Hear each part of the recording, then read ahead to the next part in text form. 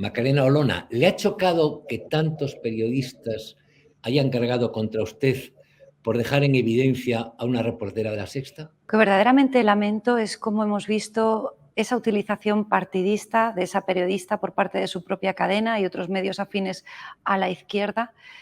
con tal de atacar a Vox y de atacarme a mí personalmente, porque han montado un circo que hoy sigo escuchando algunas expresiones tan gruesas sobre lo ocurrido, que se limitó simplemente a contestar yo a una pregunta a una periodista que me formulaba en el ejercicio de su actividad, y hoy escucho palabras como que la hostigué, la acosé, que hubo violencia verbal, que levanté la mano. Bueno, tremenda la manipulación y tremenda la utilización política de una periodista que, después de ver cómo había colgado la propia cadena ese corte, ni siquiera yo quise identificarla para no personalizar, pero sí, desde luego, hay que dejar muy claro que frente a lo que no es actividad periodística, sino claramente activismo, hay que responder con educación, como lo hacemos siempre en Vox, pero con mucha firmeza y contundencia.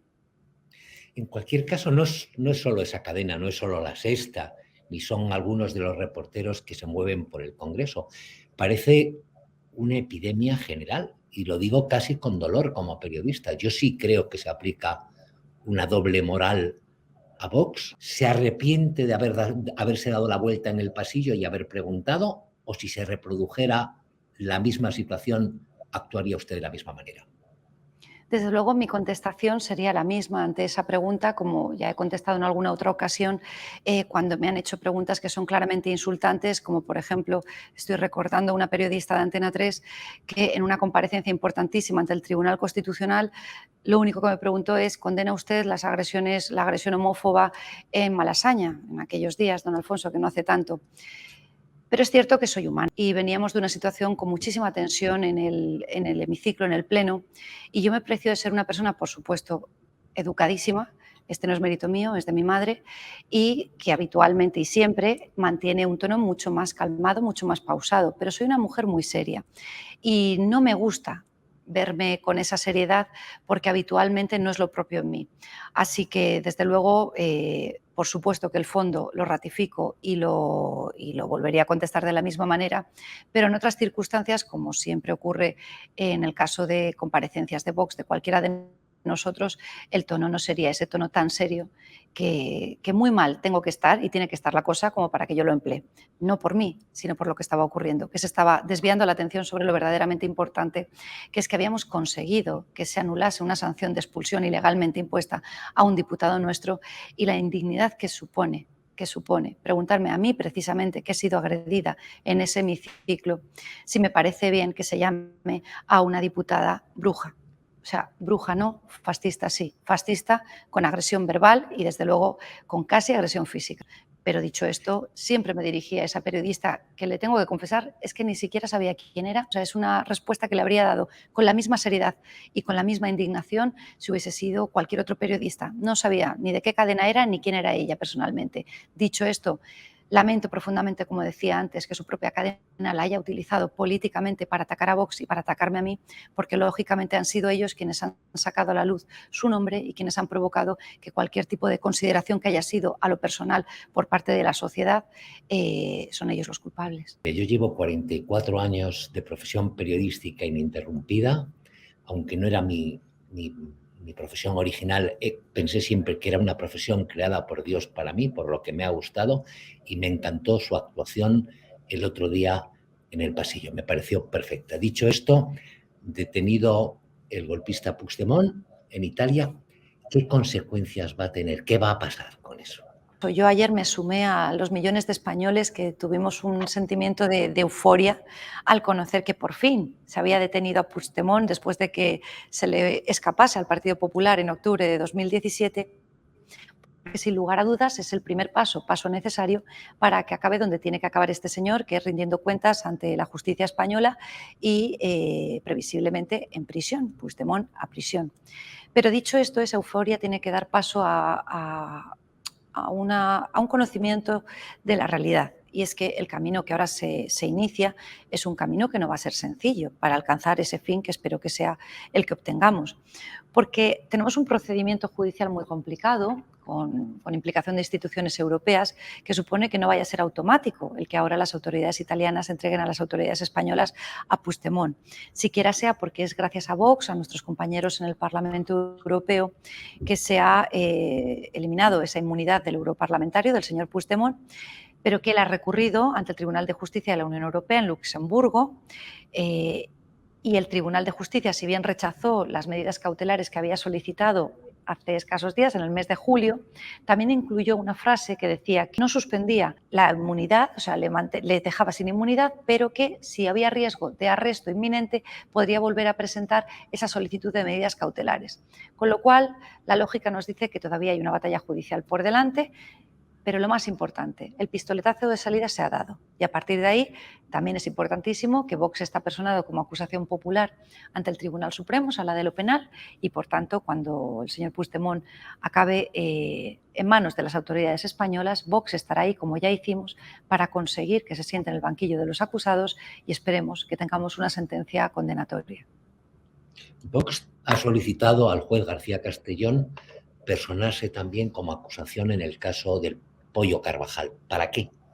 Hemos solicitado esa personación como acusación popular porque no nos cabe la menor duda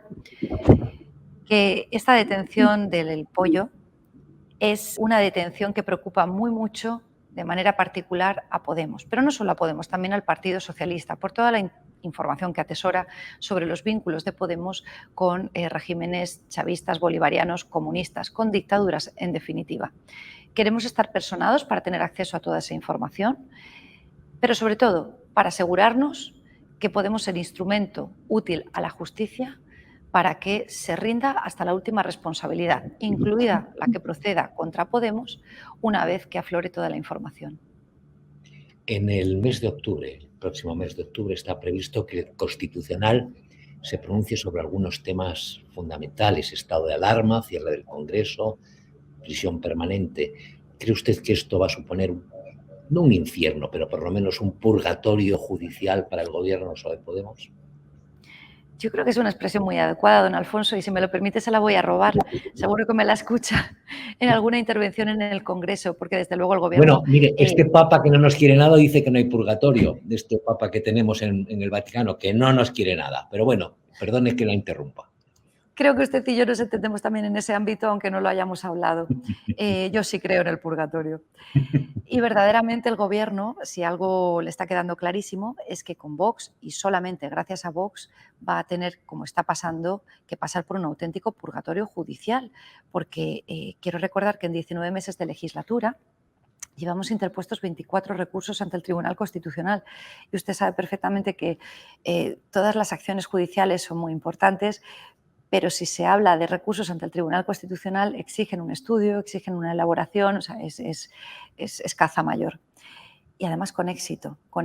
hasta el punto de poder calificarlo en algunos casos con una realidad objetiva, y es que Vox está escribiendo auténticas páginas en la historia del constitucionalismo español. Por desgracia, porque cuando Vox gana alguno de los recursos tan importantes que ha interpuesto, supone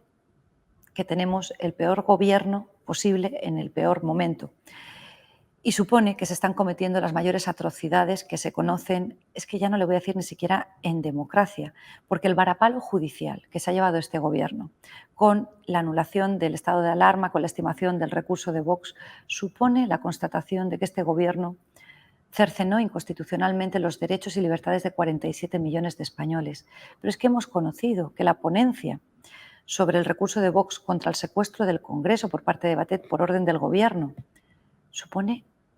que callaron a la oposición inconstitucionalmente, nos secuestraron, cerraron el Congreso para que el Gobierno no tuviera el necesario control. Y también se ha anticipado que la ponencia sobre el recurso de Vox contra el segundo estado de alarma es estimatoria, con lo cual, y sin perjuicio de lo que acaben deliberando y decidiendo sus señorías, en caso de confirmarse que se estima nuestro recurso, supondrá que hemos estado durante esos 6 meses que perduró lo que nosotros denominamos estado de alarma perpetuo, en un estado de absoluta rebeldía constitucional. Acaban de cerrar, aunque no le afecta directamente a usted, un pacto con el PP sobre Telemadrid. ¿Es el preludio de otros pactos nacionales? Estoy refiriendo, por ejemplo, a Andalucía o en previsión de unas elecciones generales, ¿o esto no marca un camino? Bueno, realmente si algo creo que podemos concluir propios y ajenos es que la señora Díaz Ayuso no sigue habitualmente la línea de Génova, con lo cual lo que está ocurriendo en la Comunidad de Madrid no sería traspolable a otras comunidades autónomas, donde también vemos varones que van por libre, permítame la expresión, o que no siguen la línea oficial. Esto pues, nos hace fiar la suerte de cada territorio al talante del